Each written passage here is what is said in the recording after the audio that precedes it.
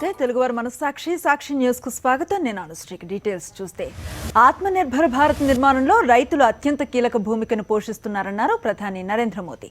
వ్యవసాయ బిల్లుల ద్వారా మార్కెట్ సంకెళ్ల నుంచి రైతులకు విముక్తి కలిగించామని తెలిపారు. దేశంలో ఎక్కడైనా తమ ఉత్పత్తులు అమ్ముకునే స్వేచ్ఛ లభించిందన్నారు ప్రధాని మోదీ. కేంద్ర మాజీ మంత్రి బీజేపీ సీనియర్ నేత ఉమాభారతి కరోనా బారిన పడ్డారు. ఆమెకు కోవిడ్ పాజిటివ్ నిర్ధారణ అయింది. 3 రోజుల నుంచి తనకు జ్వరంగా ఉందని పరీక్షలు చేయించుకోగా పాజిటివ్గా నిర్ధారణ అయినట్లుగా ఆమె ట్విట్టర్ వేదికగా తెలిపారు. కలిసిన వారందరూ టెస్టులు చేయించుకోవాలని కోరారు. కేంద్ర మాజీ మంత్రి జశ్వంత్ సింగ్ కన్నుమూశారు. వాజ్పేయి హయాంలో ఆయన రక్షణ, ఆర్థిక, విదేశాంగ మంత్రిగా బాధ్యతలు నిర్వర్తించారు. ఆయన మృతి పట్ల ప్రధాని నరేంద్ర మోదీ విచారణ వ్యక్తం చేశారు. డ్రగ్స్ కేసు బాలీవుడ్ను కుదిపేస్తోంది. హీరోయిన్లు దీపికా పడుకోన్, సారా అలీ ఖాన్, శ్రద్ధా కపూర్లతో పాటు దీపికా మేనేజర్ కరిష్మా ప్రకాష్ను నిన్న ఎన్సీబీ విచారించింది. విచారణ అనంతరం 3 సెల్ ఫోన్లు సీజ్ చేసినట్లుగా ప్రకటించారు. రకుల్ ప్రీత్ సింగ్తో పాటు దీపికా మేనేజర్ కరిష్మా ప్రకాష్ ఫోన్లను స్వాధీనం చేసుకున్నారు. సుమారు 6 గంటల పాటు సాగిన దీపికా పడుకోన్ విచారణలో ఆమె కన్నీరు పెట్టుకున్నట్లుగా సమాచారం. ప్రతి ప్రశ్నకు ముక్తసరిగానే జవాబిచ్చారని తెలుస్తోంది. దీంతో దర్యాప్తు అధికారులు అసహనానికి గురైనట్లుగా సమాచారం. భారత్లో కరోనా వైరస్ విజృంభణ కొనసాగుతోంది. తాజాగా దేశంలో కొత్తగా 88,600 పాజిటివ్ కేసులు నమోదయ్యాయి. దీంతో కేసుల సంఖ్య 59,92,000కు చేరింది. నిన్న ఒక్కరోజే 1,124 మరణాలు సంభవించగా మొత్తం 94,503 మంది మృతి చెందారు. ప్రస్తుతం 9,56,402 మంది యాక్టివ్ కేసులు ఉండగా రికవరీ రేటు 82.46% ఉంది. తూర్పుగోదావరి జిల్లా అంతర్వేదిలో నూతన రథం నిర్మాణానికి శ్రీకారం చుట్టారు. రథం నిర్మాణానికి ప్రభుత్వం 95 లక్షల రూపాయలు కేటాయించింది.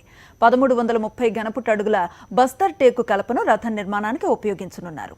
3 నెలల్లో రథం నిర్మాణం పూర్తి చేయాలని అధికారులు సంకల్పించారు. తిరుమల శ్రీవారి బ్రహ్మోత్సవాల్లో ఆఖరి ఘట్టమైన చక్రస్నానం ముగిసింది. ముందుగా స్వామివారికి పల్లకీ ఉత్సవం, తిరుచి ఉత్సవం, స్నాపన తిరుమంజనాన్ని నిర్వహించారు. అనంతరం ఏకాంతంగా చక్రస్నానాన్ని చేపట్టారు. రాత్రికి ధ్వజావరోహణంతో బ్రహ్మోత్సవాలు పరిసమాప్తం కానున్నాయి. రైతులకు ఇచ్చిన మాటను నిలబెట్టుకునేందుకు సీఎం వైఎస్ జగన్ మరో భారీ పథకానికి శ్రీకారం చుట్టారు. రేపు తన క్యాంపు కార్యాలయం నుంచి వైఎస్ఆర్ జలకళ పథకాన్ని ప్రారంభించనున్నారు. ఈ పథకం ద్వారా 3 లక్షల మంది రైతులకు మేలు జరగనుంది. కర్ణాటక, మహారాష్ట్రలకు బస్సులు నడిపేందుకు ఆర్టీసీకి తెలంగాణ ప్రభుత్వం గ్రీన్ సిగ్నల్ ఇచ్చింది. దీంతో ఈ నెల 28 నుంచి ఆ 2 రాష్ట్రాలకు బస్సులు నడవనున్నాయి. కర్ణాటక, మహారాష్ట్ర ఆర్టీసీ బస్సులు తెలంగాణకు రానున్నాయి. బెంగళూరుకు మాత్రం బస్సు సర్వీసులకు అనుమతి ఇవ్వలేదు. ఏపీ పీజీ సెట్ పరీక్షకు అన్ని ఏర్పాట్లు పూర్తయ్యాయి. రేపటి నుంచి ఈ నెల 30 వరకు పీజీ సెట్ పరీక్షలు జరగనున్నాయి. రోజు 2 విడతలుగా ఈ పరీక్ష జరగనుంది. రాష్ట్ర వ్యాప్తంగా 15 సెంటర్స్ ని ఏర్పాటు చేశారు. పశ్చిమ గోదావరి జిల్లా నరసాపురం నియోజకవర్గ ప్రజల సమస్యలను పరిష్కరించేందుకు ఎల్లప్పుడూ అందుబాటులో ఉంటానన్నారు ఎమ్మెల్యే మధునూరి ప్రసాదరాజు. ఎమ్మెల్యే ప్రసాదరాజు నివాసంలో డయల్ యువర్ కార్యక్రమాన్ని నిర్వహించారు. ఈ కార్యక్రమంలో వచ్చిన 40కి పైగా సమస్యలను త్వరగా పరిష్కరించాలని అధికారులను ఆదేశించారు. కర్నూలు జిల్లా నంద్యాల అంబడన్ తాండా వరద ముంపు ప్రాంతాల్లో జిల్లా కలెక్టర్ వీరపాండ్యన్, ఎస్పీ ఫకీరప్పలతో కలిసి ఎంపీ పోచ బ్రహ్మానందరెడ్డి పర్యటించారు. వరద ముంపుకు గురైన ప్రాంతాల్లోని ప్రజలను సురక్షిత ప్రాంతాలకు తరలించాలని అధికారులను ఆదేశించారు. యుద్ధ ప్రాతిపదికన సహాయక చర్యలు చేపట్టాలన్నారు.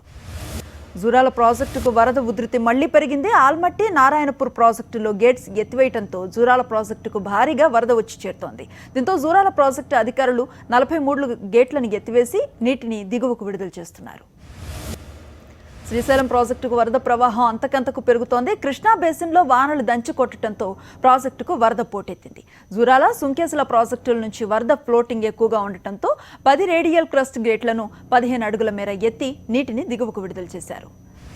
ప్రకాశం బ్యారేజీకి వరద పెరుగుతోంది. పులిచింతల నుంచి వరద భారీగా వస్తూ ఉండటంతో ప్రకాశం బ్యారేజీ నీటి మట్టం 12 అడుగులకు చేరింది. దీంతో ఈస్టర్న్, వెస్టర్న్ కెనాల్స్ నుంచి 5,000 క్యూసెక్కుల నీటిని విడుదల చేస్తున్నారు. నదీ పరివాహక ప్రాంత ప్రజలను అప్రమత్తం చేస్తున్నారు అధికారులు.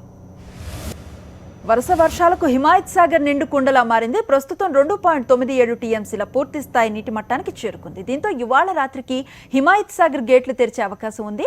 గేట్లు తెరవనున్న నేపథ్యంలో లోతట్టు ప్రాంతాలు, హైదర్గూడ, ఉప్పర్పల్లి, బుద్వెల్ ప్రాంతాలు ప్రజలను అప్రమత్తం చేశారు.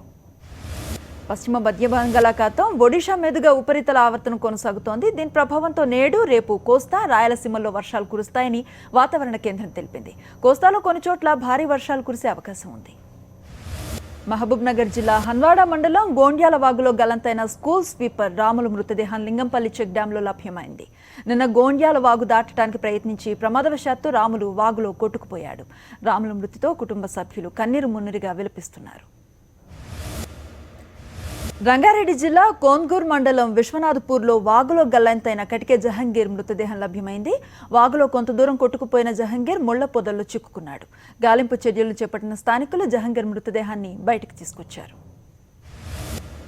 అనంతపురం జిల్లా కూడేరు మండలంలో పిఏబిఆర్ జలాశయంలో 2 రోజుల క్రితం గల్లంతైన యువకుడు సునీల్ మృతదేహం లభ్యమైంది. కర్ణాటక రాష్ట్రం బళ్ళారికి చెందిన సునీల్ కూడేరు మండలంలో బంధువుల ఇంటికి వచ్చాడు. సరదాగా ఈతకు వెళ్లిన సునీల్ అందులోనే గల్లంతై మృతి చెందాడు. తెలంగాణలో కరోనా ఉధృతి ఆగటం లేదు. కొత్తగా 1967 పాజిటివ్ కేసులు నమోదయ్యాయి. దీంతో పాజిటివ్ కేసులు 185,833కు చేరుకుంది. నిన్న ఒక్కరోజే 9 మంది మృతి చెందగా మొత్తం మరణాలు 1,100కు చేరుకున్నాయి. ఇప్పటి వరకు 1,54,499 మంది డిశ్చార్జ్ అవ్వగా ప్రస్తుతం 30,234 యాక్టివ్ కేసులున్నాయి. ఐపీఎల్లో ఇవాళ రాజస్థాన్ రాయల్స్ కింగ్స్ 11 పంజాబ్ల మధ్య మ్యాచ్ జరగనుంది. షార్జా వేదికగా రాత్రి మ్యాచ్ జరగనుంది.